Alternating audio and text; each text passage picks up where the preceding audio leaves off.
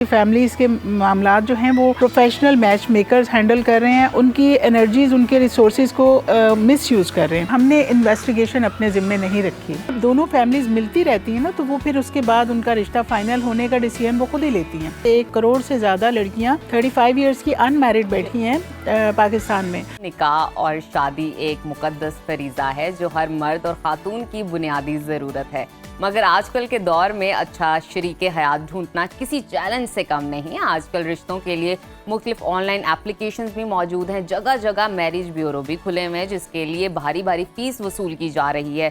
अब तो ये बाकायदा प्रोफेशनल बिजनेस बन चुका है। पाकिस्तानी अदाकारा यशमा गिल कहती हैं कि उन्हें मैरिज ब्यूरो की रजिस्ट्रेशन के लिए 4 लाख रुपए, जबकि रिश्ता होने के बाद भी 4 लाख देने का कहा गया। मगर महंगाई के इस दौर में लाहौर में एक ऐसी खातून भी हैं जो कि बिला मुआवजा अपनी खिदमात फराहम कर रही हैं और लोगों के मुफ्त रिश्ते करा रही हैं। हमारी साथी एंकर रुबीना यूसुफ ने उस खातून से गुफ्तगू की है, आइए आपको वो दिखाते हैं।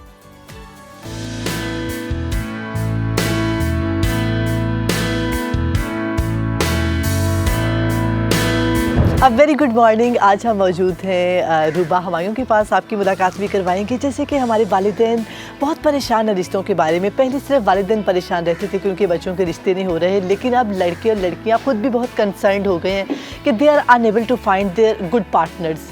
तो आज हम उनसे गुफ्तगू करते हैं जो कि फ्री मैच मेकिंग का काम करती हैं। तो अस्सलाम वालेकुम मैम। वालेकुम अस्सलाम। कैसी हैं आप? जी अल्हम्दुलिल्लाह, मैं बिल्कुल। अच्छा, इतना ज़बरदस्त काम कर रही हैं आप जो कि हमारी सोसाइटी में नहीं हो रहा। हमारी सोसाइटी में जो मैच मेकर्स हैं वो इतनी हैवी फ़ी लेते हैं और उसके बाद भी मैंने देखा है कि वो लोग फेक रिश्ता करवा के तो अपनी फ़ी दोबारा फिर लेते हैं कि अब आपके 15 रिश्ते कंप्लीट हो चुके हैं जी, अब आप दोबारा फ़ी दें तो फिर हम आपको अगले रिश्ते दिखाएंगे।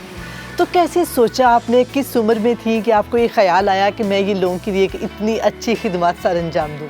जी अल्हम्दुलिल्लाह, मुझे अल्लाह की मेहरबानी से ये ख्याल आया। एक्चुअली मैं अपनी मदर को भी देखती थी, वो फैमिली में बिरादरी में बहुत उनको सब रिस्पेक्ट भी देते थे और उनकी बात को बहुत वैल्यू भी देते थे।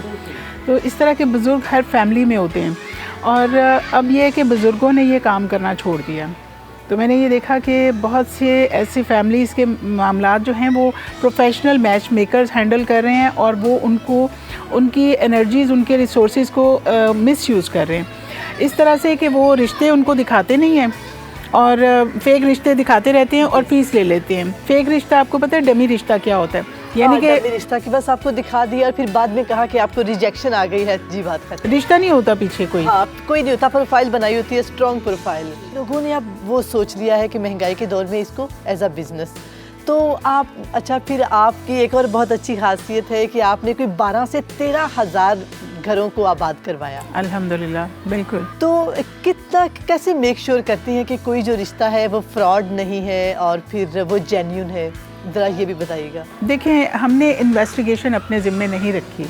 उसकी वजह यह है कि जो इन्वेस्टिगेशन होती है ना, वो दोनों पार्टीज़ खुद करती हैं, एक दूसरे को एक्सप्लोर करती हैं, मिलती हैं, कनेक्शन ढूंढती हैं, एक दूसरे को देखती हैं, मिलती हैं, आना जाना करती हैं।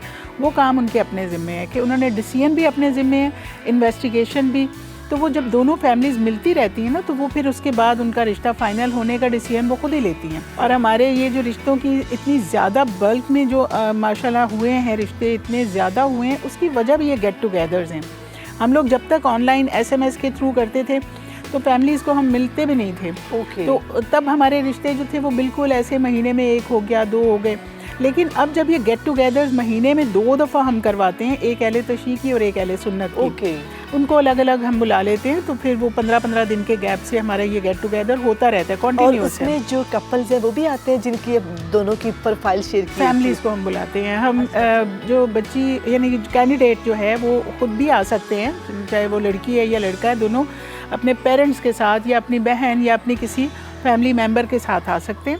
अच्छा, बस ये बताइएगा कि आपका किस हद तक रोल है? जैसे दोनों को आपने मिलवाया, उनकी शादी होगी, शादी के बाद खुदा न खास्ता उनका कोई शादी ख़त्म होने के चांस है या कोई फ्रॉड निकलता है, तो क्या आप उसकी ज़िम्मेदार हैं?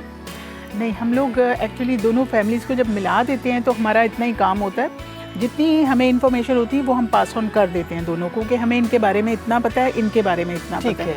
जितना पता है वो बता दिया।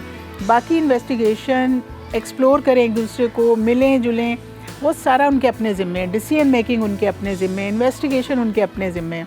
तो आज तक हमें कभी किसी ने कोई शिकायत नहीं की। उसकी एक वजह ये भी है कि हम कुछ लेते नहीं हैं, हमारी कोई फीस नहीं है। या it's such a free of cost, इतना मतलब कोई भी नहीं करता। कहाँ मुश्किलात पेश आती है जो लड़की वाले नहीं मानते, उनकी डिमांड्स क्या हैं, या फिर जो बॉयज़ वाले हैं, तो कहाँ पर ज़्यादा मसला आता है कि दो फैमिलीज कनेक्ट नहीं हो पाती?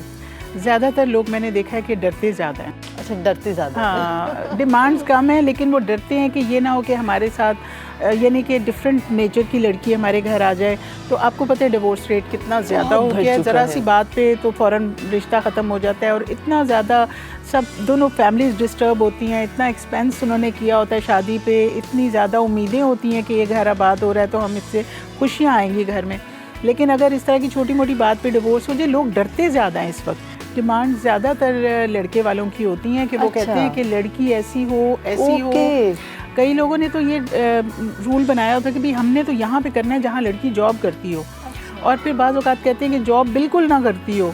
अगर जॉब वाली लड़की है तो उसे बाद में कहेंगे कि आप जॉब छोड़ देंगी ना, या उन्हें हिजाब वाली बच्ची चाहिए तो वो फिर बच्ची अगर मान भी जाए कि मैं बाद में ले लूँगी हिजाब, तो वो उनके ऊपर भी उन्हें होता है कि पता नहीं लेती है कि नहीं, इस तरह करके ना। तो वो बाज़ की अपनी अपनी कंडीशंस।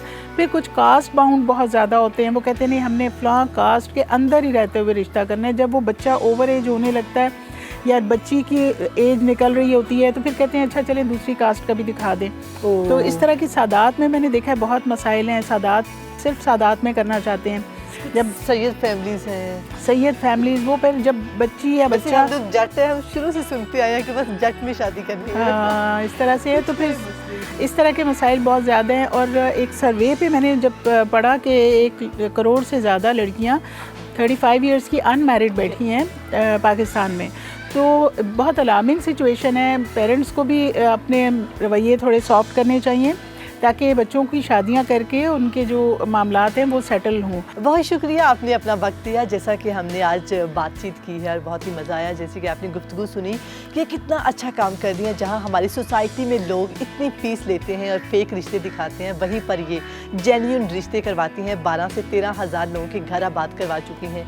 और फिर साथ ही साथ में ये साल में 2 बार गरीब बच्चियों की शादी करवाती हैं। कितना नेक काम है, हमें भी अल्लाह ताला ऐसी तौफीक दे।